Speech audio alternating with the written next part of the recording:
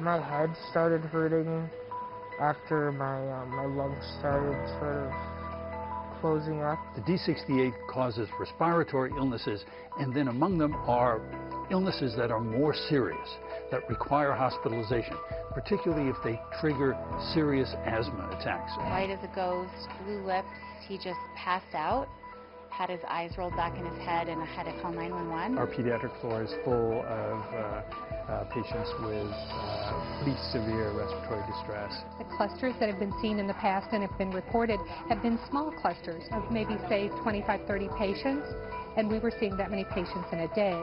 To go from a cold to, being probably minutes away from death, that's kind of scary.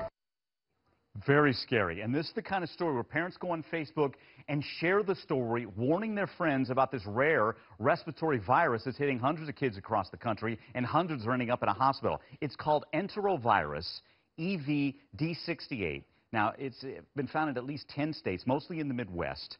They've contacted the CDC for assistance in investigating the clusters of the virus. Now, the sickness starts off causing respiratory illness, kind of like the cold, but it's worse some of the other symptoms. And again, it gets serious. Difficulty breathing, rash, fever, wheezing. Joining us to talk about it, we'll get some of your questions out there as well, is emergency room physician, Dr. Lee Vinokur. It seems, from what I'm reading, doctor, that children and more kids than ever have asthma, that if you've got asthma and you get this virus, that's when you could be in some trouble. Is that right? Yes, so these are the kids that are most affected and most seriously affected. As a matter of fact, they already have respiratory problems. Regular common colds can be a problem for them, but this particular virus seems to be causing severe respiratory symptoms to the point where they end up on respirators in ICUs. Got it. So if your child has asthma, how do you protect your child? You got to go that extra step here, it would seem. Or is there anything you can do? Well, that's the problem. I mean, there's no vaccine for this virus. The enteroviruses on hold are the common cold viruses. This is this new, it's not a new strain, but this is a strain that's causing problems now. So it's just good preventive things. Wash your hands a lot, just like flu season.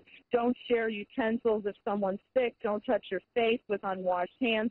Try and disinfect surfaces. Stay home if you're sick. But if your child seems like they're in respiratory difficulty, they're looking pale, their lips look blue, just call 911 right away and get Let's get a couple. There's some Facebook questions I want to get up there. Karen says this: the report said if you think your child is sick, seek help. But if it's a virus, the doctor won't give anything. So what kind of help do you ask for then? Yeah, it is a tricky thing. You're right, in a virus. And a lot of the cases have been pretty mild.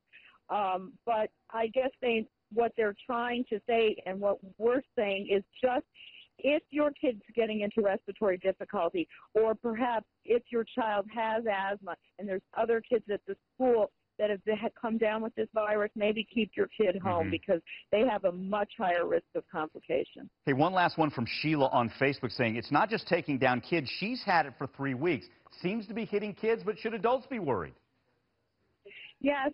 Well, if you're an adult and you have a respiratory condition like asthma, then you should be extra careful. But it seems like most of the cases they're reporting are children with asthma that are ending up in the ICU. But again, it's a type of virus that's spread like the common cold, so you have to take a lot of really good precautions yourself. Got it. Dr. Lee Vinokur, always good talking to you. And again, great Facebook questions. We'll keep you posted on the virus that's bringing a fright to parents across the country.